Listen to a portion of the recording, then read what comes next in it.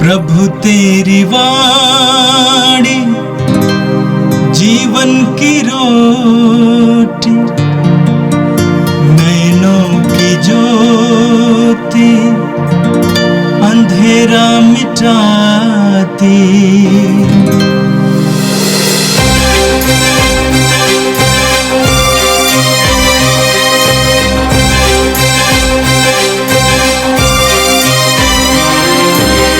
प्रभु तेरी वाणी जीवन की रोटी, नैनों की ज्योति अंधेरा मिटाती। प्रभु तेरी वाणी जीवन की रोटी, नैनों की ज्योति अंधेरा मिटाती। वाणी वाणी वाणी वाणी वाणी पवित्र है, शाश्वत है, जीवन का मन्ना है। 19 नवंबर मंगलवार। प्रकाशना ग्रंथ अध्याय 3 वाक्यांश 1 से 6, 14 और 22। मैंने प्रभु को यह कहते सुना, सरदीस की कलीसिया के स्वर्गदूत को यह लिखो, जो ईश्वर के 7 आत्माओं और 7 तारों को धारण किए हुए हैं। उसका संदेश इस प्रकार है, मैं तुम्हारे आचरण से परिचित हूँ। लोग तुम्हें जीवित मानते हैं, किंतु तुम तो मर चुके हो।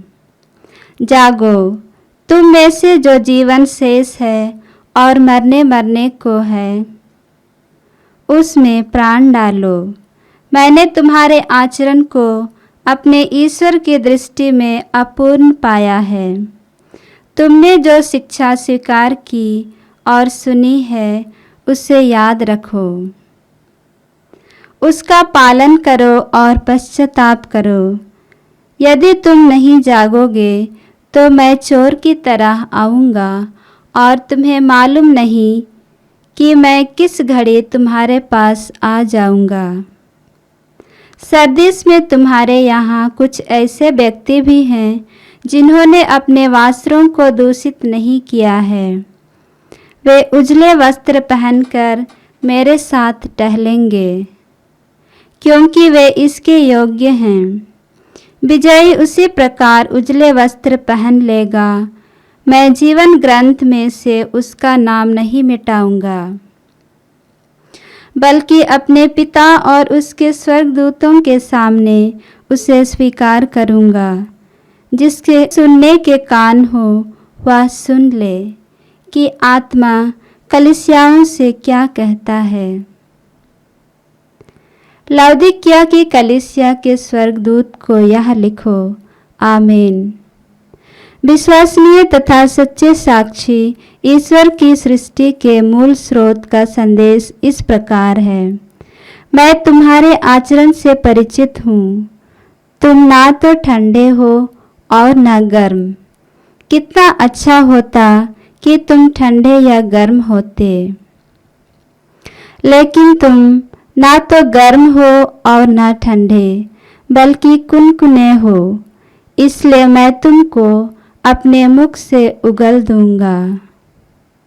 तुम यह कहते हो, मैं धनी हूँ, मैं समृद्ध बन गया, मुझे किसी बात की कमी नहीं, और तुम यह नहीं समझते कि तुम अभागे हो, दयनीय हो, दरिद्र और अंधे और नंगे हो। मेरी बात मान लो। मुझसे आग में तपाया हुआ सोना खरीद कर धनी हो जाओ। उजले वस्त्र खरीद कर पहन लो और अपने नंगेपन की लज्जा ढक लो। अंजन खरीद कर आँखों पर लगाओ, जिससे तुम देख सको। मैं जिन सबों को प्यार करता हूँ, उन्हें डांटता और दंडित करता हूँ। इसलिए उत्साही बनो और पश्चाताप करो। मैं द्वार के सामने खड़ा होकर खटखटाता हूँ। यदि कोई मेरी वाणी सुनकर द्वार खोल देगा, तो मैं उसके यहाँ आकर उसके साथ भोजन करूँगा और वह मेरे साथ। मैं विजयी को उसी तरह अपने साथ अपने सिंहासन पर विराजमान होने का अधिकार दूंगा, जिस तरह मैं विजयी होकर अपने पिता के साथ उसके सिंहासन पर विराजमान हूँ। जिसके कान हो वह सुन ले कि आत्मा कलीसियाओं से क्या कहता है। यह प्रभु की वाणी है। संत लूकस के अनुसार पवित्र सुसमाचार अध्याय 19 वाक्य संख्या 1 से लेकर 10 तक। यीशु यरीहो में प्रवेश कर आगे बढ़ रहे थे। जक्कैयुस नामक एक प्रमुख और धनी नाकेदार यह देखना चाहता था कि यीशु कौन है, परंतु वह छोटे कद का था, इसलिए वह भीड़ में उन्हें नहीं देख सका। वह आगे दौड़कर यीशु को देखने के लिए एक गूलर के पेड़ पर चढ़ गया, क्योंकि वह उसी रास्ते से आने वाले थे। जब यीशु उस जगह पहुंचे तो उन्होंने आंखें ऊपर उठाकर जक्कैयुस से कहा, जक्कैयुस जल्दी नीचे आओ, क्योंकि आज मुझे तुम्हारे यहाँ ठहरना है। उसने तुरंत उतरकर आनंद के साथ अपने यहाँ यीशु का स्वागत किया। इस पर सब लोग यह कहकर भुनभुनाने लगे, वह एक पापी के यहाँ ठहरने गए हैं। जक्कैयुस ने दृढ़ता से प्रभु से कहा, प्रभु देखिए, मैं अपनी आधी संपत्ति गरीबों को दूंगा, और मैंने जिन लोगों के साथ किसी बात में बेईमानी की है उन्हें उनका 4 गुना लौटा दूंगा। यीशु ने उससे कहा, आज इस घर में मुक्ति का आगमन हुआ है, क्योंकि यह भी इब्राहिम का बेटा है। जो खो गया था, मानव पुत्र उसी को खोजने और बचाने आया है। यह प्रभु का पवित्र सुसमाचार है। ख्रिस्त प्रभु की जय।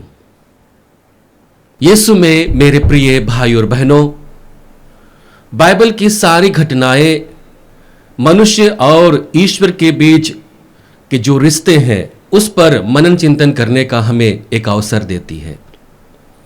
जब भी मनुष्य ईश्वर का मार्ग परित्याग कर अपने जीवन को अलग रूप से जीने की कोशिश की, उनके जीवन में दुख आई, कठिन परिस्थितियां आई, और बाद में जब उन्हें आभास हुआ कि उन्होंने ईश्वर का मार्ग परित्याग कर दिया है, तब वे पुनः ईश्वर की ओर वापस आते हैं। ईश्वर उन्हें स्वीकार करता है, उन्हें एक नई दिशा देता है, एक नई उम्मीद के साथ वे आगे बढ़ने लगते हैं।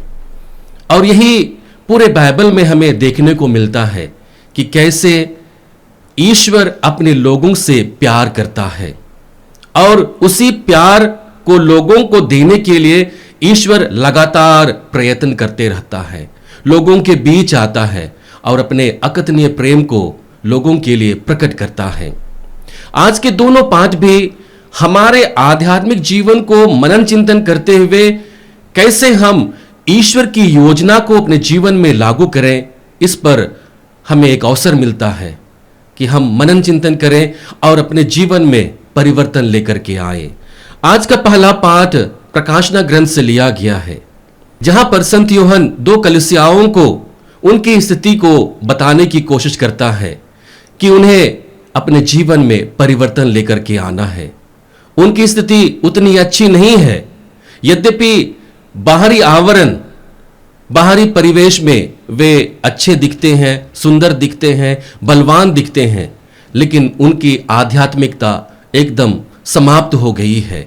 और उसी आध्यात्मिकता को बनाने के लिए और ईश्वर से जुड़कर अपने जीवन को जीने के लिए उन्हें मनोबल देता है, उन्हें आगाह करता है कि बाद में आपका जीवन बहुत ही कठिन बनने वाला है यदि आप लोग ईश्वर की आज्ञा को न माने। और इस तरह से हम देखेंगे कि संत यूहन्ना अपने प्रकाशना ग्रंथ में हर एक ख्रिस्ती के जीवन को स्पर्श करने की कोशिश करता है कि कैसे हमें ईश्वर के महत्व को और उसकी आध्यात्मिकता को अपने जीवन में अंगीकृत करना है। यहां पर 2 बातों को हम देखेंगे। पहली बात है, आध्यात्मिक जीवन का मूल्यांकन करते हैं। 2 कलीसिया के बारे में उदाहरण रखते हैं और उन्हें बताने की कोशिश करते हैं कि उनके दिखावे जीवन को परित्याग कर उन्हें सच्ची आध्यात्मिकता और ईश्वर के प्रति निष्ठा को लेकर के आने की जरूरत है। हम वचन में पढ़ते हैं, मैंने प्रभु को यह कहते सुना, सरदीस की कलीसिया के स्वर्गदूत को यह लिखो, जो ईश्वर के सातों आत्माओं और सातों तारों को धारण किए हुए हैं। उनका संदेश इस प्रकार है, मैं तुम्हारे आचरण से परिचित हूं। लोग तुम्हें जीवित मानते हैं, परंतु तुम मर चुके हो। जागो, तुम में जो जीवन शेष है और मरने को है उसमें प्राण डालो। यहां पर संत यूहन्ना यह बताने की कोशिश करता है कि जो सरदीस की जो कलीसिया है वो अब मरने को है। अब उनके में जो जीवन शेष है उसी में प्राण डालने की जरूरत है और उन्हें आगे आने की जरूरत है। मैं तुम्हारे आचरण को अपने ईश्वर की दृष्टि में अपूर्ण पाया है। तुमने जो शिक्षा स्वीकार की और सुनी है उसे याद रखो, उसका पालन करो और पश्चाताप करो। यहां पर भली भांति सरदीस की कलीसिया को बताया जा रहा है कि उन्हें अपने आचरण में परिवर्तन लेकर के आना है। उनके आचरण ही उनके मरणासन का एक कारण बन गया है। उनका आचरण पापमय स्वभाव से परिपूर्ण है। उनके विचार पाप का कारण बनती हैं और उनके आचरण उन्हीं के अनुरूप पाप में बनते जा रही है और इसलिए उन्हें अब पश्चाताप करना है और पश्चाताप करते हुए अपने जीवन में परिवर्तन लेकर के आना है।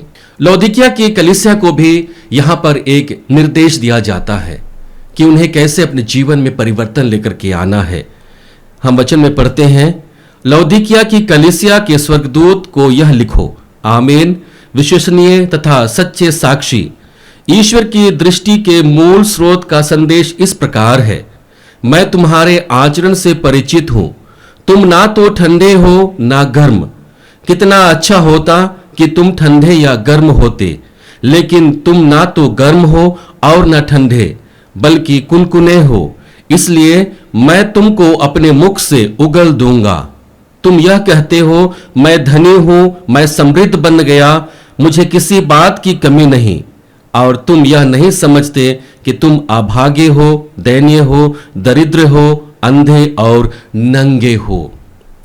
यहां पर लौदीकिया की कलीसिया को यह बताने की कोशिश किया जा रहा है कि तुम आर्थिक रूप से संपन्न हो, तुम्हारे यहां किसी भी चीज की कोई कमी नहीं है, लेकिन तुम्हारी आध्यात्मिकता नग्न हो गई है। तुम आध्यात्मिकता के कारण दरिद्र बन गए हो और वही दरिद्रता तुम्हारे लिए पतन का कारण बनेगी। उन्हें संबोधित करते हुए यह बताया जाता है कि तुम्हें उसी दरिद्रता को कम करना है, उसी नग्नता को तुमको ढकना है, आध्यात्मिकता का जीवन ला करके, ईश्वरीय गुणों को अपना करके और ईश्वरीय मार्ग पर चलते हुए तुम्हें इन सभी चीजों को अपने जीवन से दूर करना है। आगे वचन में कहता है, मेरी बात मान लो, मुझसे आग में तपाया हुआ सोना खरीद कर धनी हो जाओ, उजले वस्त्र खरीद कर पहन लो और अपने नंगेपन की लज्जा ढक लो। यहां पर वस्त्र का प्रयोग आध्यात्मिकता को लेकर के किया गया है। यहां पर सोने का प्रयोग उनके विश्वासी जीवन में किस प्रकार से उन्हें पश्चाताप करना है उसके विषय में कहा गया है। तो ये जो अलंकार पूर्ण शब्दों का प्रयोग किया गया है वो उनकी आध्यात्मिकता को बदलने के लिए प्रेरित किया गया है कि उन्हें आध्यात्मिकता का वस्त्र अपने जीवन में धारण करना है। और इसी बात को संत पौलुस भी एफेसियों को लिखते हुए अध्याय 4 में कहते हैं कि तुम्हें मसीह का स्वरूप को अपने जीवन में धारण करना है, उन्हीं के वस्त्र को आपके जीवन में पहनना है। अर्थात मसीह के जो शिक्षाएं हैं, जो आचरण है, उन्हीं को अपने जीवन में अंगीकृत करने के लिए यहाँ पर पहले पाठ में कहा जा रहा है। दूसरी महत्वपूर्ण बात है पश्चाताप और सुधार की आवश्यकता। क्योंकि उनके आचार विचार में, व्यवहार में एक परिवर्तन आया है, उनके स्वभाव में एक परिवर्तन आया है, तो उसमें उन्हें परिवर्तन लेकर के आने की जरूरत है। और यह परिवर्तन कैसे होगा? यह परिवर्तन पश्चाताप के द्वारा होगा, पाप की स्वीकृति के द्वारा होगा, और उन्हीं को मानते हुए उन्हें अपने जीवन में परिवर्तन लेकर के आना है। और इसी सुधार की बात को रखते हुए यहां पर पत्र के रचयिता कहते हैं, मैं जिन सबों को प्यार करता हूं उन्हें डांटता और दंडित करता हूं, इसलिए उत्साही बनो और पश्चाताप करो।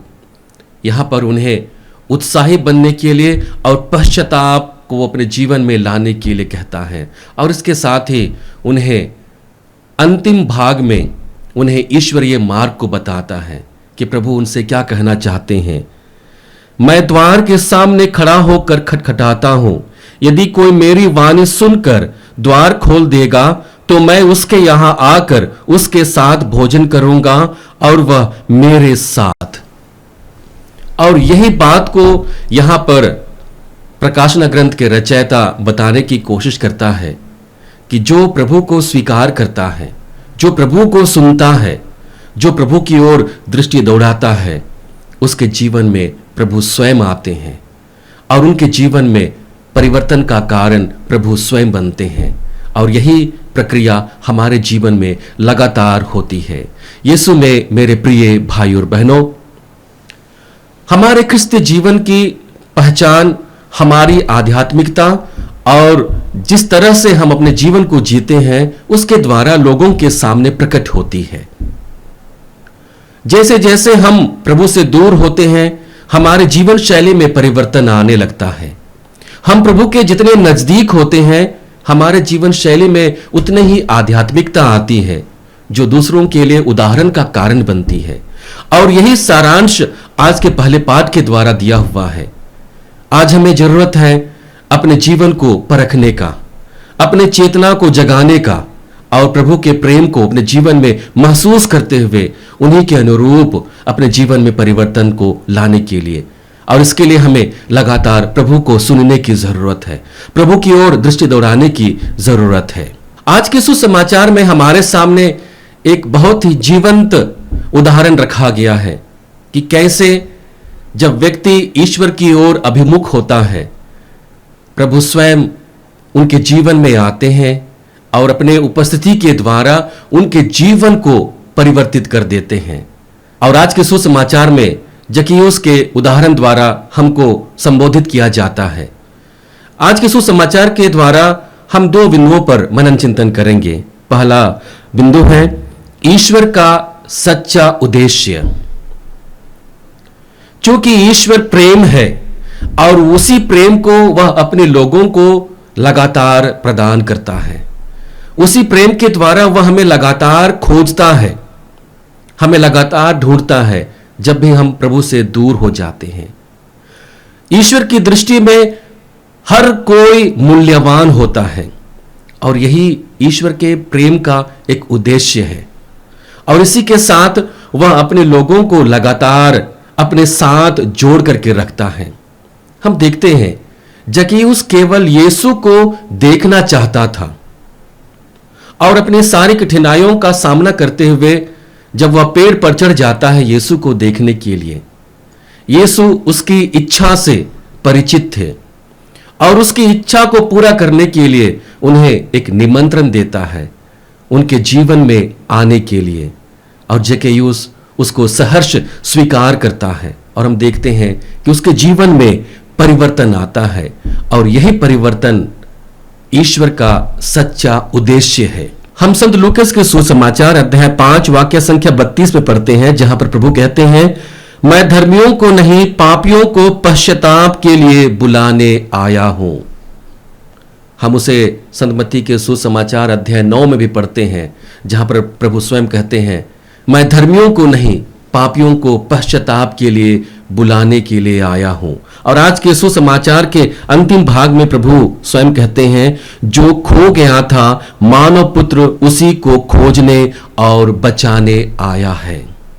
और यही ईश्वर का सच्चा उद्देश्य है कि हम उसकी दृष्टि में बहुमूल्य हैं। हमें इस बात को समझना है, हमें इस बात को अपने जीवन में आत्मसात करना है कि मैं ईश्वर के लिए बहुमूल्य हूं। और जब हम इसकी महत्ता को समझने की कोशिश करते हैं, हम स्वयं प्रभु की ओर अभिमुख होने लगते हैं। हम संत लूकास के सुसमाचार अध्याय 15 में 3 दृष्टांतों को सुनते हैं। खोई हुई भेड़ का दृष्टांत, खोया हुआ सिक्का का दृष्टांत और उड़ाव पुत्र का दृष्टांत।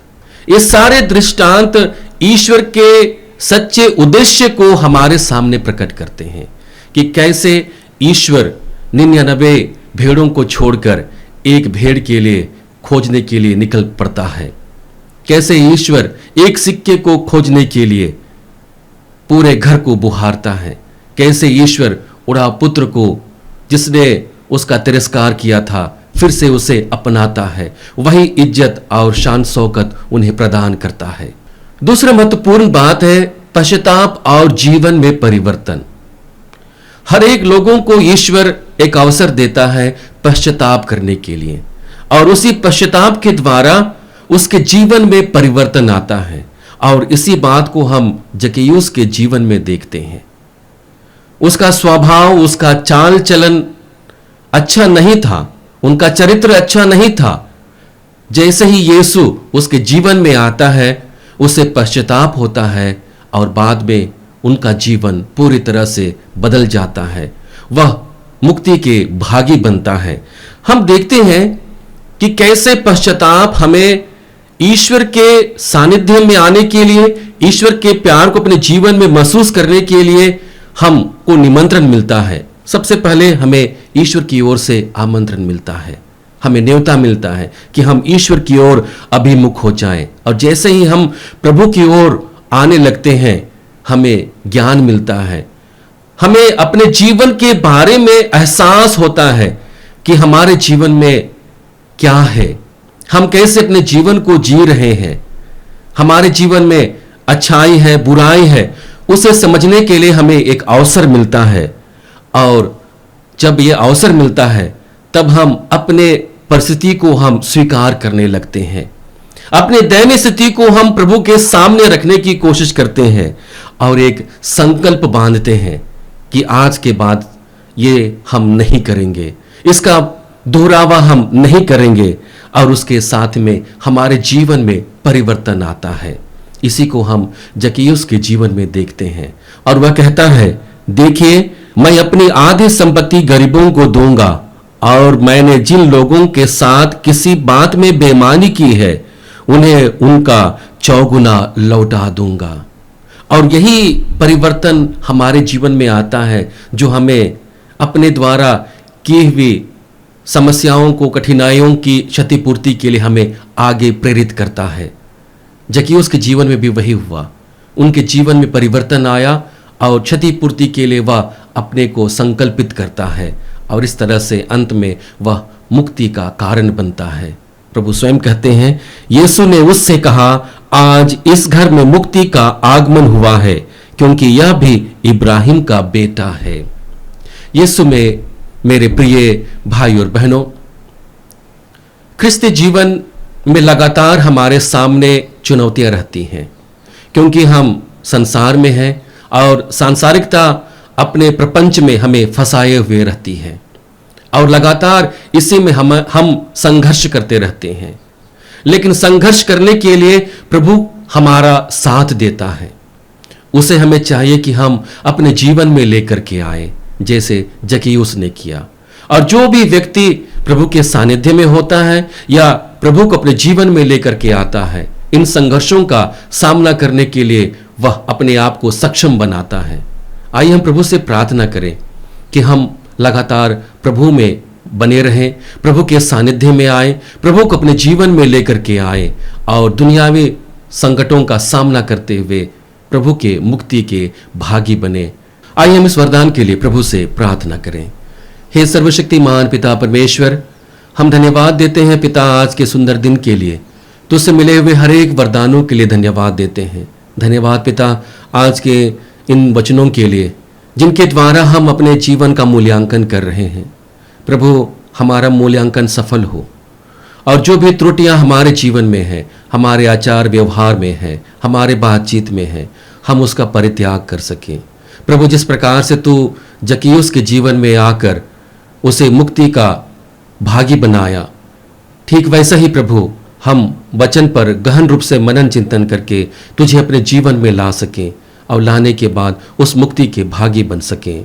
प्रभु, आज के वचन को सुनने वाले हर एक भाई बहनों को अपनी आशीष और कृपा देना, उनको लगातार अपने सानिध्य में बने रहने का वरदान देना, ताकि वे भी अपने जीवन के द्वारा तेरी स्तुति और महिमा कर सके। हम यह प्रार्थना करते हैं हमारे प्रभु क्रिस्त के द्वारा, आमीन। प्रभु तेरी वाणी जीवन की रोटी, नैनों की ज्योति अंधेरा मिटाती। वाणी वाणी वाणी वाणी वाणी पवित्र है, शाश्वत है, जीवन का